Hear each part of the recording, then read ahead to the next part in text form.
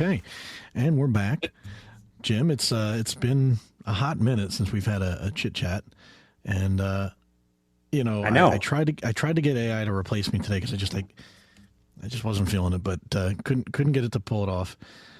So what's going on? What are we going to talk about today? Well, so I wasn't sure, so I went back to the AI engine and was like, "Hey, AI, tell me what I'm supposed to do today for my job." And the answer I got was, "Well, your boss would really like to come back and talk more about AI."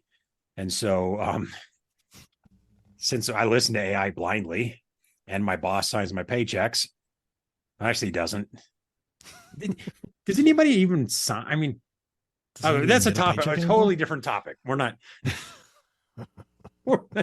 but um, Maybe in our we don't go previous off the rails. We just stay off the rails. We don't have to go anywhere.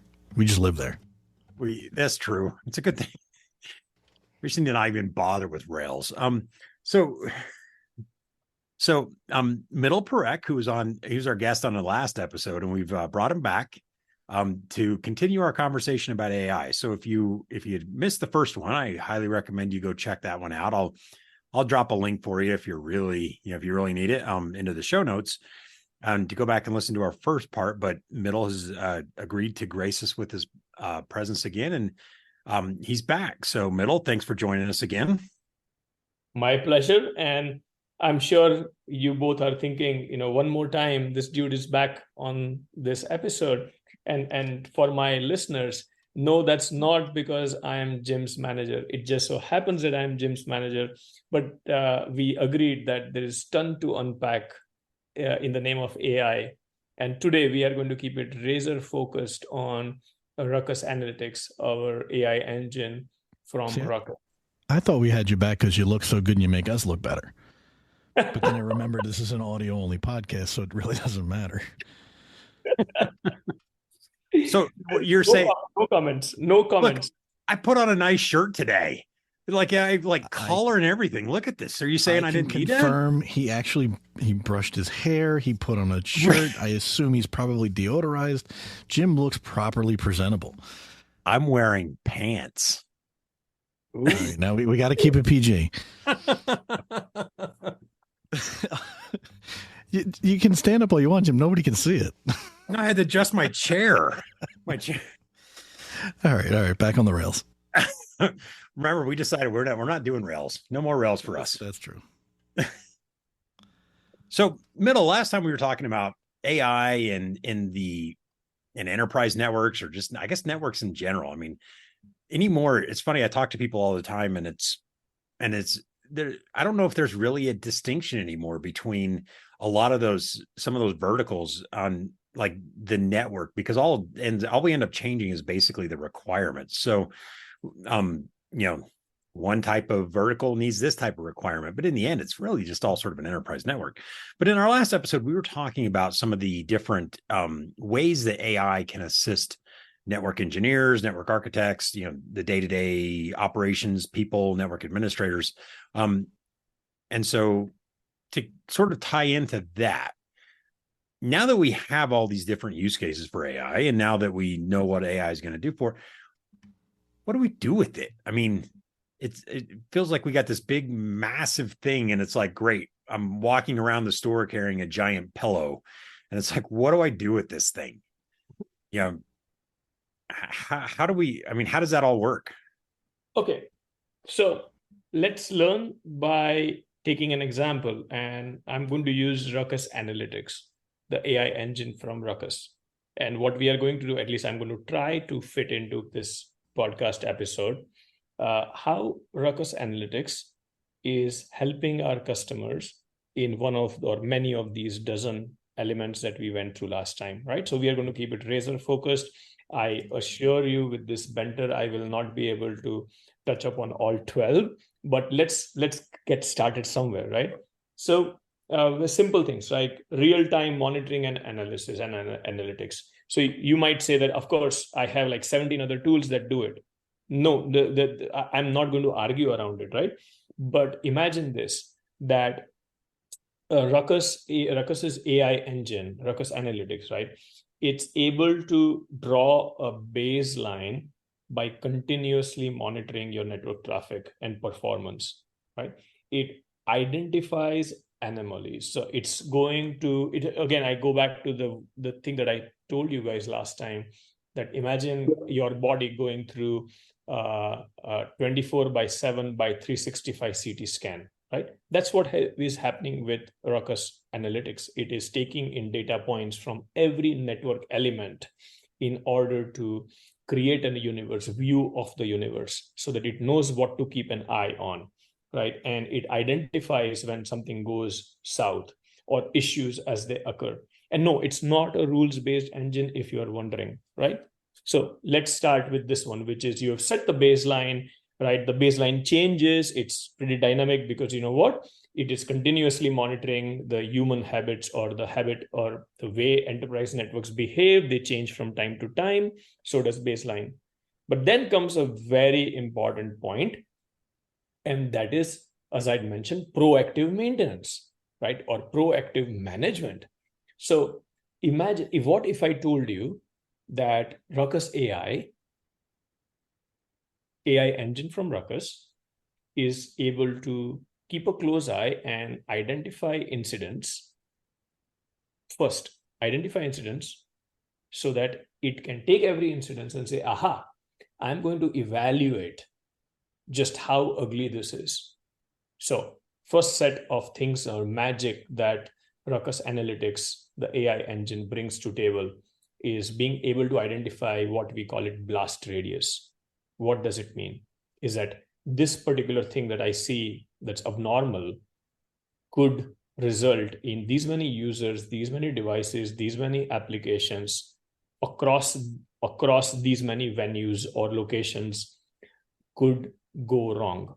Now, there are two people right now in this podcast in front of me, John and Jim. Now, Jim is running a school.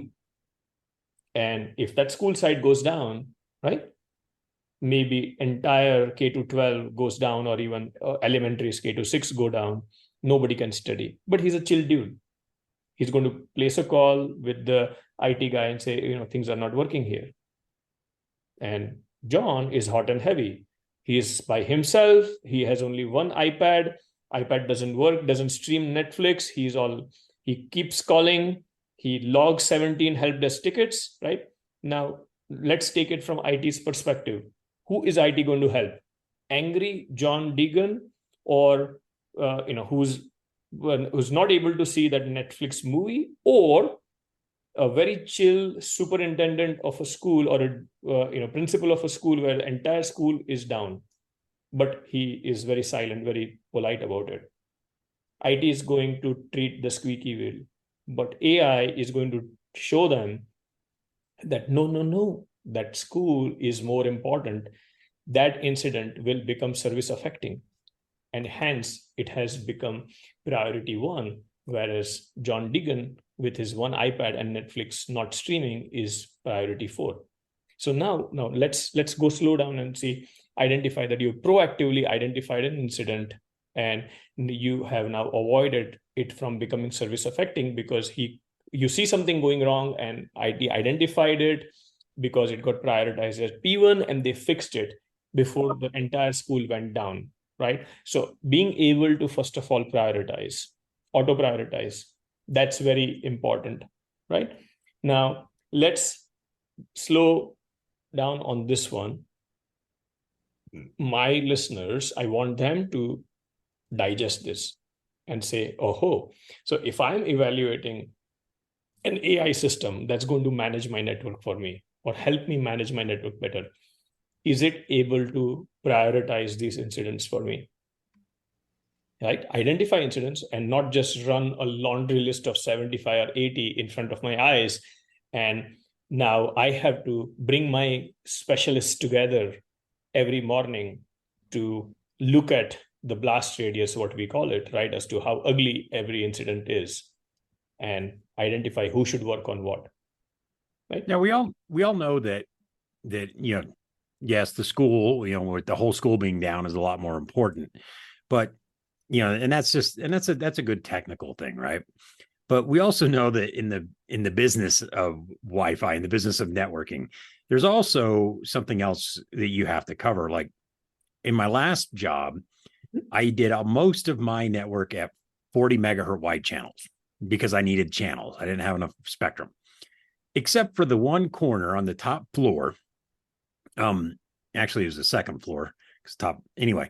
But there was one corner that was covered by an AP that was running at 80 megahertz wide. Now that's because that's where the CEO sat. So I purposely designed my network so that the CEO would have an 80 megahertz wide channel where the rest of the building was only running 40s. Now that worked because, I could carve out that one little corner. And so while we know that schools are important and we know, and we know that service, but we also know and understand that sometimes there's non-technical reasons to raise a priority on something. Is that something that Ruckus AI can do for us? Is not just, the whole school's down, it's impacting, 50 APs and 1,000 devices. But it's also, hey, that one really critical, important person that we need to make is happy, make sure they're happy so they give us extra funding. Can we also sort of craft that so that it's the AI is helping the engineer and not just running it and taking John's job?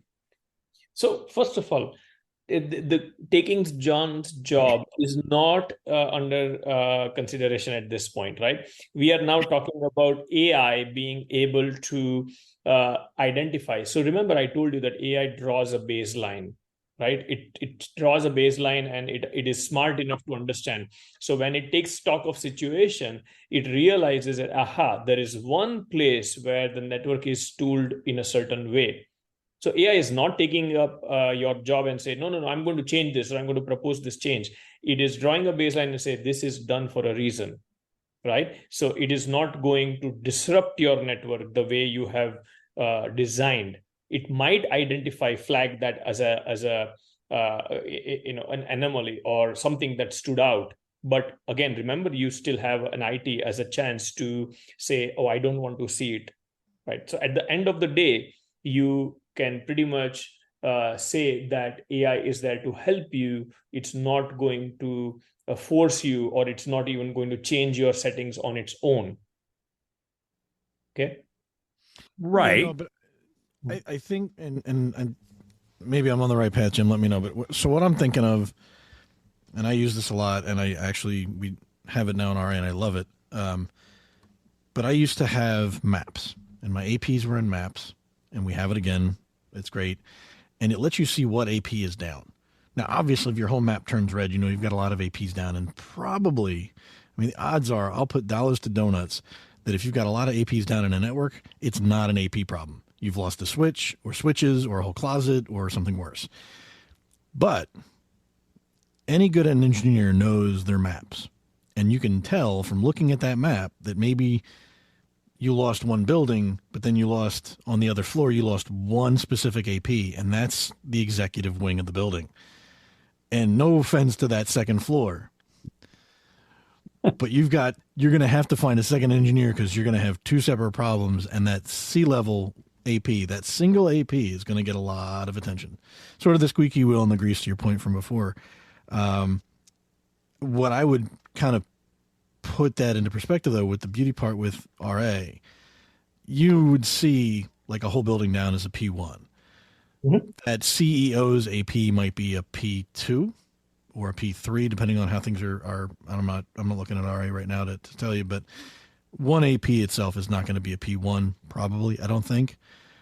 It's going to require some intervention. But the beauty part of both, with the added, and this goes back to the force multiplier that we talked about in the last episode, and I think we might have mentioned it again, it's going to give you enough insight to hopefully solve both of those problems in less time than it used to take us to do one.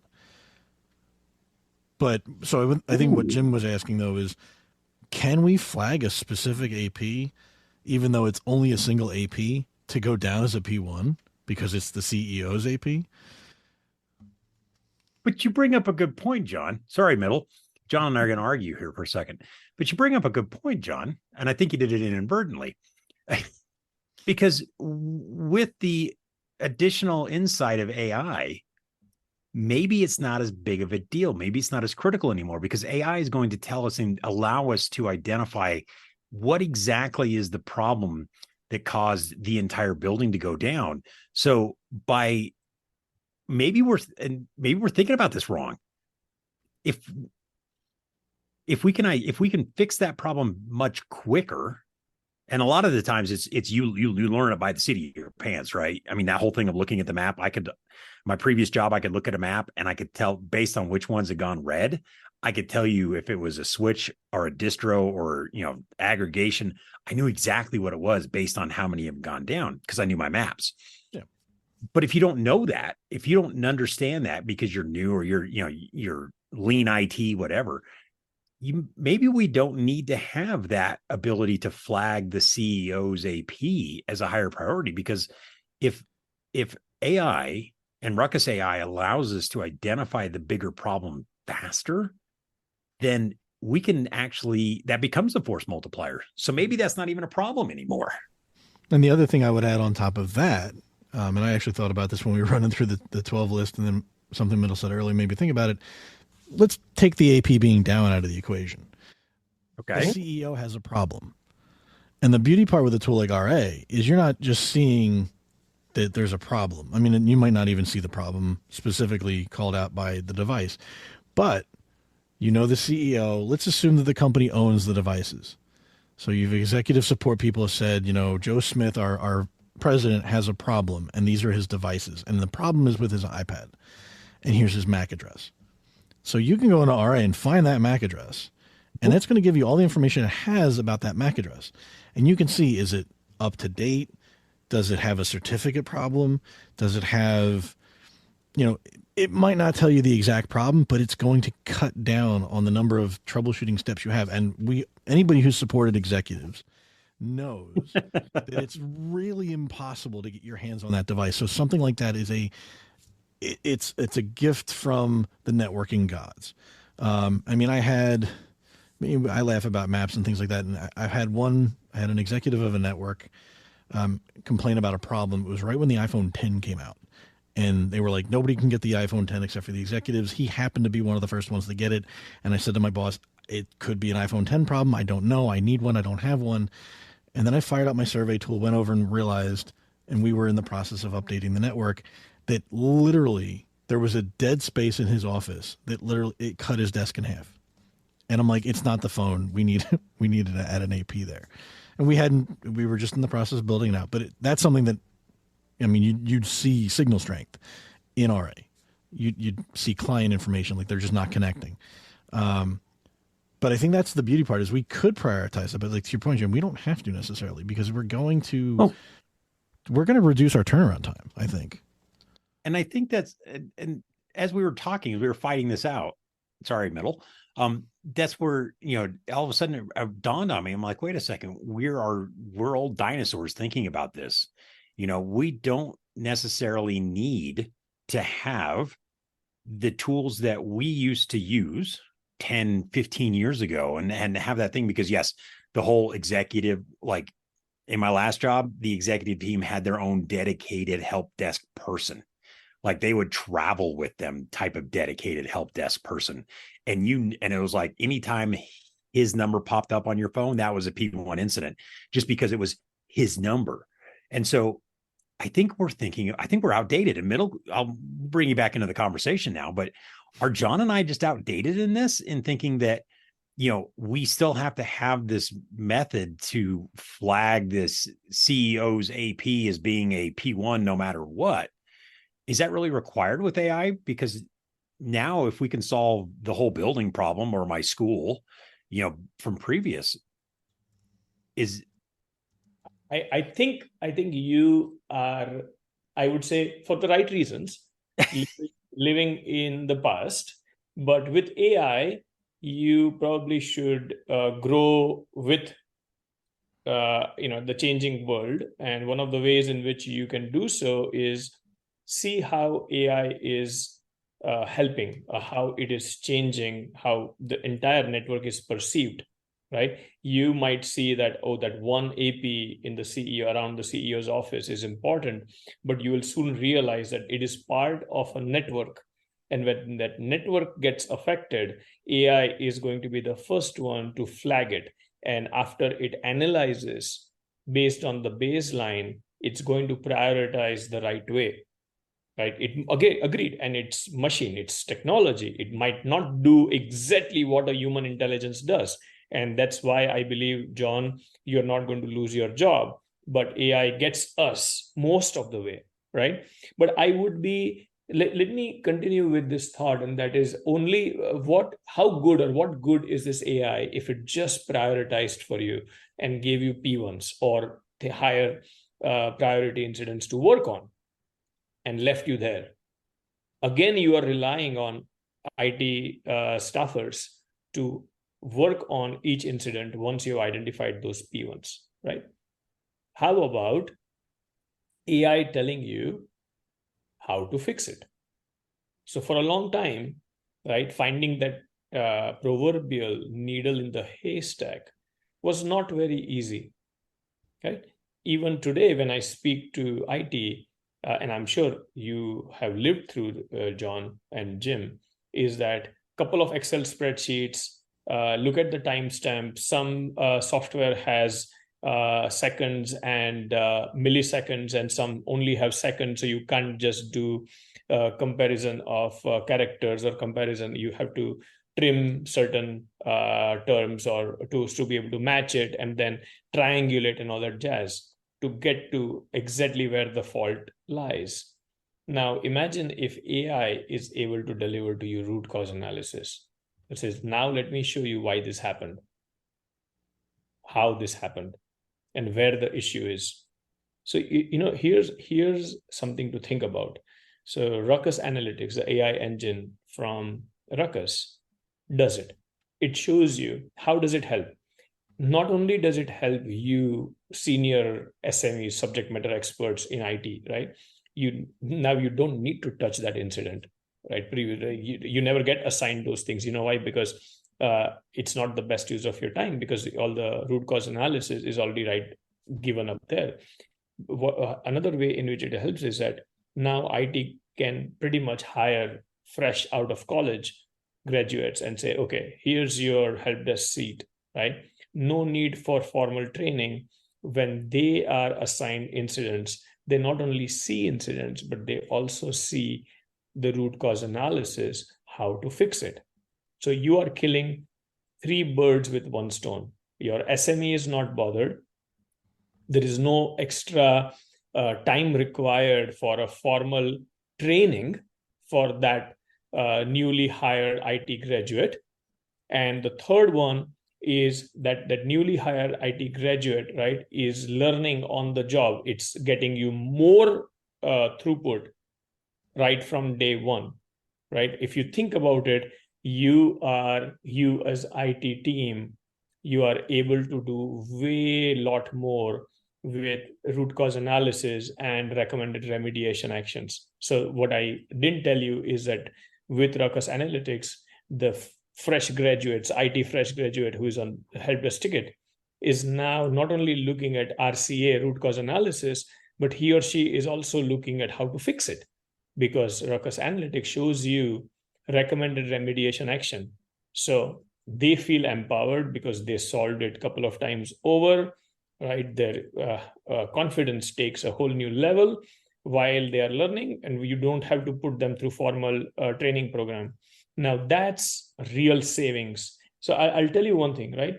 Is either we can wait, or I can roll this discussion in right now and tell you that there is one of my customer is already reaping these benefits. So 50% reduction in new hire training time, cut in half.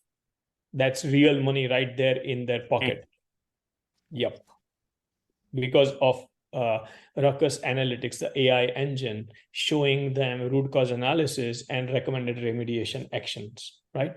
Now, you are subject matter expert, okay? The most senior IT person in the team. They are able to save 60% of their time. The SMEs are not doing all this mundane work. So now 60% of your time is going into planning better networks. It is going into maybe adding I'm making this up, but layer of IoT or OT on top of IT, making your network feature rich, right? You think about it. So coming back to the point is that there are many benefits when AI engine from Ruckus starts acting on your network. Now let's talk about network optimization, right? And I'm not going to treat all 12 as I mentioned because we hardly have that amount of time. Let's touch upon heavy hitters. And one of the things in which I want to, and I harped on it last time when I was here, is that don't fix it if it's not broken, the IT mentality. But when Ruckus Analytics gets into play, it is able to keep a close eye on everything happening in your network. So AI-driven cloud RRM, we touched upon it just a bit last time, right? And by removing all those co-channel interference, right, with 6 gigahertz in play, AI is able to optimize your network. It ekes out more throughput out of your network. It removes so much of interference that you are going to see improvement in latency, so on and so forth. And IT had not done anything. They didn't do anything with it, right? They just let it fly.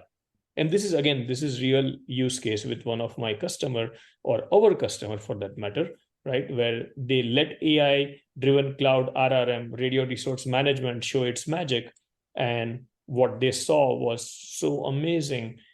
We were able to secure pre and post of their network topology and latency and throughput, and we realized that the co-channel interference had gone down to significant amount, right? I'm not right now going to spew out numbers, but it was so attractive that they agreed to let us go and talk about it. So optimizing your network optimization using Ruckus Analytics, the AI engine, is a very big thing. Now, let's turn our focus on managing your cost of your infrastructure, and increasing the efficiency, right? So with Ruckus Analytics, IT is now able to use the resources wisely. So as I mentioned, that if you are able to take subject matter expert time and put those aside to do something of higher value, right? You are now talking in terms of the opportunity cost, or rather on the other side, which is you're squeezing in more juice out of that one, right? It is making IT more efficient. It is reducing the cost structure. Let's touch upon this one from cost and efficiency perspective. What if I told you that one of our customers is not even letting that help desk ticket get registered? They see something, they see a P1 incident before it becomes service affecting, they fix it, and they just let their end customer know that, by the way, there's something going wrong and we fixed it. So there is no help desk ticket being launched or logged and processed. I will tell you right now that I have seen dollar amount or cost per minute of the help desk ticket, in terms of when one ticket gets logged, there is a static or there is a fixed cost, and then there's variable cost. All those things go away, fewer help desk ticket. Right? It's not just help desk, because I remember having this conversation. Sorry to cut you off, but yeah. I was at, and this was a Ruckus internal meeting that I was at, and we were talking about manufacturing. And one of the things I was talking to the people about, and they were like, well, we have a hard time, trying to prove this to like manufacturing. And just like you were saying with the IT help desk and how much it costs per minute on a ticket and stuff like that. And I was talking to these people, and I said, if you want to really speak to the heart of people in manufacturing, I said, ask them how much it costs for a line to be down, like a manufacturing line. And I said, they might not know much else about anything.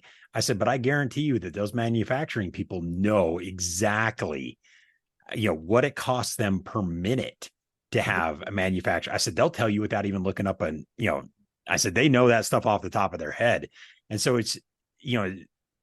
it's one of those things where it's like when you start thinking about it from that perspective, then it is when you start thinking about, well, what can we save by just shaving minutes here or saving that type of stuff. So it's not just help desk stuff. It's it's what the help desk is trying to service from their customers as well. So in the case of manufacturing, it can be the how long the manufacturing is down and what's the production loss on that one.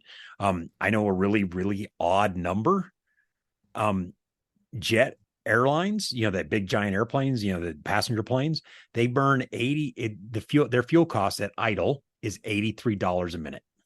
Wow. So it's one of those things where you're just like, you don't think about, hey, a plane sitting on the tarmac idling and they can't move for 1 minute cost the airline $83. And so that's just an odd number that I happen to know because of my previous job, but it's always about, and you referred to it earlier about saving, it doesn't sound like a whole much, when you talk about one thing, but when you talk about the cumulative, and I think that's really where, people like, old dinosaurs like me and John have a hard time wrapping our mind around that, the cumulative cost type of thing. So agreed. 100% in agreement. And there's one more thing that comes to mind, right? Is so more and more AI is now showcasing itself, surfacing itself in something called conversational AI. And what that means is you can actually talk to AI, right? It's difficult to talk to John Deegan or Jim Yu, like human intelligence, but it's very easy to talk to artificial intelligence. You know why? Because now I, as an IT person or a new IT graduate from school, I can ask simple questions to my AI engine, and it's going to look at the entire database of every single data point that our AI engine has collected throughout your network elements, right? And crunch it, give you the analysis right there in front of your eyes, as in you just ask a simple, how is my network doing? Or how is this school network doing? Or how is this conference room doing? And it will tell you everything under the sun that you need to know. And then, so you're using simple English sentences, right? Mind you, you're not doing fancy ls minus l, you are not doing grep, you are not doing select star from where, you are not doing, you don't have to remember, you don't have a cheat sheet, no nothing. If you know simple English, you can probably converse with your AI engine, and it is using the entire data warehouse, data lake from the back end, and give you the right answer. Now it's smarter than that. One more step is that it won't leave you halfway. Once it shows you that this is the answer to your question, click here to learn more, and it will show you, it will throw you to just the right dashboard, just the right screen in your installation, so that should you need to tool it by hand or should you want to click around, the link is right there. You see the amount of, and again, every drop adds up, right? It's not just one time. Now think about it. If you are going to do it one time, then it's the most costliest operation. The reason I say is that you memorized all these commands and you're just going to use it one time. Even if you're doing it every day, once an hour, it's still costly versus using simple English. So all in all, look, I'll tell you that all these benefits, right, add up when Ruckus Analytics come into play, the AI engine. And there are very well identified metrics that enterprises have started to standardize on, things like, and then I know, guys, I'm preaching to the choir here, but things like mean time to identification, mean time to resolution, right? As in now everybody's counting everything. So I will tell you right now that one of my customer is actively measuring MTTI and MTTR, and they were able to show me that this is how we reduced these by leveraging Ruckus Analytics, the AI engine, right? It's like you have to experience it to believe it. In fact, if you are a listener and you are intrigued enough, then you should probably go and talk to your Ruckus representative and start your trial. I'm sorry, guys, I couldn't help but put this plug because this is pretty riveting, right? This is that's why we're be here. Lightly. That's why the only thing I'd like to, I'm here to defend the honor of CLI and say I like grep. Well, just saying. I'm sorry. Just saying, I like grep. I'm going to duck when I say this, but what's CLI? I'm kidding. I know there's going to be people listening that go, I knew it. He doesn't know what he's doing. And maybe you're right, but I do know what CLI means and stands for and how to get into it somewhat. Maybe. After this, I'll teach you about grep. But I know what grep is. But see, I'm a dinosaur, so I've got the tiny arms and I can't really hit the keyboard. So GUI is the way to go. But you mentioned it, Mittal, and I'm glad you did, because that's one of my favorite features of RA is the rotating tips and did you knows and would you like to go more. You can drill into anything by clicking on the links, almost anything. I think there's a couple fields that are not hyperlinks, but almost every metric that you can see on an RA dashboard, you click in and it'll take you layers deeper into the onion, which is great. Sometimes you don't need that level of detail and sometimes you do. And the old way of doing it, you had to really know where to look. But for somebody who's just looking at this, who pops open RA, like, and I'm talking to like the managers, the directors, the executives that can use the tool without actually using the tool, they can just get information and then they walk by the VP and they can say, oh yeah, I just saw this and we're doing really well. You've got your SLAs at a glance. You've got, hey, did you know that SSID did that much traffic last week? Or in the last month, this was the most populated AP, or this was the busiest AP, or this was the busiest SSID, and things like that. Just, it's so, I don't want to sound hyperbolic, but it's like empowering. It really is. And I understand anybody that's listening, this is not specific to a Ruckus tool in the sense of there are other analytics platforms, open source and otherwise, that give you a lot of information, and there have been, but it's getting easier to get that information quicker. I mean, I used to spend a day. I would pull all my reports out from my last job, and I would spend like a day or a morning at least, a couple hours, collating them, filtering them, taking them in Excel, removing the cells I didn't need, fixing it so that the formatting was all right, because I had some sites that were in gigabytes, I had some sites that were in terabytes. It just was a mess. I had to make the charts look pretty. Now it's just done. And to your point about, it's working smarter, not harder. You give me this tool, you give me this power, and I'm not spending 4 hours building a report every first Friday of the month. I'm spending 10 minutes to make sure the report ran, that I look at the report and there's no gotchas, so that I don't walk down the hall and get grabbed by my CEO and goes, what the heck am I looking at? That's huge, because that's time that I can spend training. That's time that I can spend helping other people. That's time that I can to use to look at network optimization. I have this with a customer now where we've spent a wealth of time troubleshooting a problem, more time than I care to admit. And the sacrifice, the cost to that, the deficit, if you will, is the time that we haven't been spending on looking at Wi-Fi 6E and Wi-Fi 7. So we've spent time, but not enough time. And this helps that. Agreed. So gentlemen, allow me to give you two more things, try to think about on benefits of the AI engine, right? Ruckus Analytics, to be precise. Now, let's take a pause and think about what if the incident never hits the help desk. One of my customer measured average number of help desk tickets, right? Before they implemented Ruckus Analytics. And then they measured after Ruckus Analytics. And the difference is pretty sharp. And how does that help? Come to think of it, how does that help? And that is, they are able to attribute that savings directly to Ruckus Analytics, right? That's real cost savings right there and there, right? If you now let's unpack one last thing before I know it's time, but everybody talks about cost, as in reducing cost, but you know that there is a floor. You can't go below zero, right? You can drive it to zero, but then what?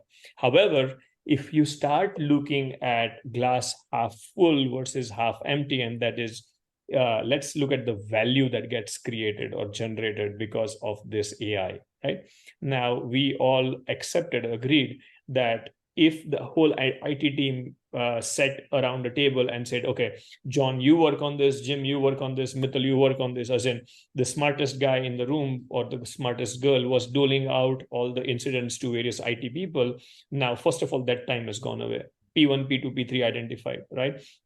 So, and then all those hardest of the hardest P1s were doled out to the smartest of the most expensive SMEs, whereas everybody else had other things to work on. So you have the SME time that got saved.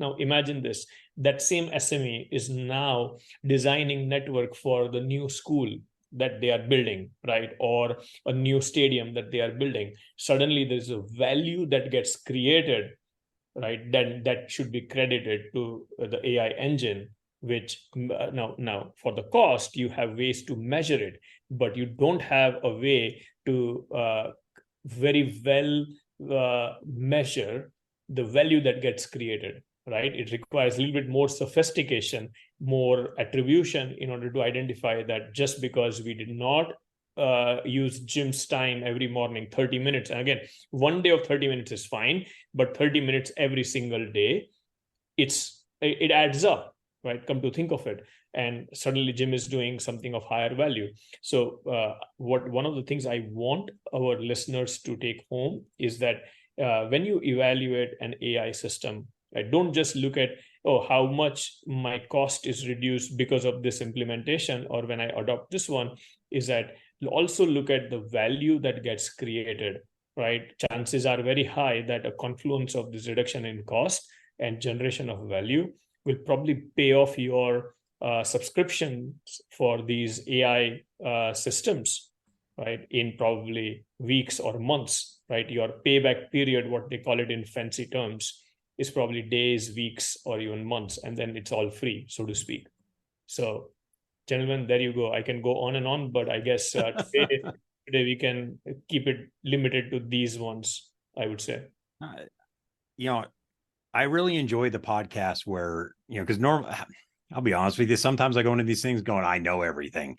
And Bo kind of did it on this, but the fact that you were able to give me pause to think and rethink about the fact and admit that John and I are dinosaurs is very helpful and interesting to me, because then it's like I learned something and I've modified the way that I think about things. And I go, maybe I do need to come into the AI and embrace that and see what it can do to help me as a network engineer, as a network architect, to help. As I had a meeting earlier today, and I told him, I said, our job is to really help the people that are actually doing all of the work. And so anything we can do to help those people out is that's why we're here. So no, this has been fantastic. It's a lot to unpack. And I know if we let you, you'd go on for another 45 minutes or so. So I'm going to have to put a pin in it, and we're going to have to, let you reload and come up with more stuff. And we'll bring you back in a few months and turn you loose again. Excellent. Gentlemen, always a pleasure. Yeah, no, I want to thank you, Mittal, and I'm going to give one last thought, because Jim, I did learn something. I learned I'm a dinosaur. That was cool. I don't know what dinosaur I am yet, but there's an inside joke with that when you read the show notes. But the last point, and I'll say my gotchas or goodbyes or whatever.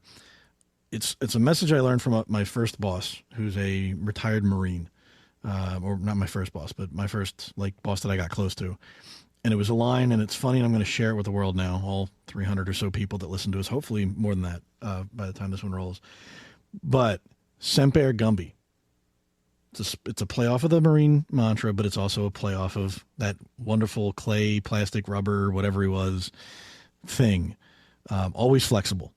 You're always learning new things. You're always going to be flexible, because, I know there are people that are going to hate or be frightened by AI, again, those wonderful sci-fi movies, but it might be scary, but change is good, and I think it's an exciting time for Wi-Fi, and that's not even getting to Wi-Fi 7, which we'll get to eventually. Yeah. So on that note, thank you, Jim. Thank you, Mittal. I've got nothing else. So if that's everybody, I'm going to hit the music, and we'll catch you guys on the next episode. Sounds like a plan.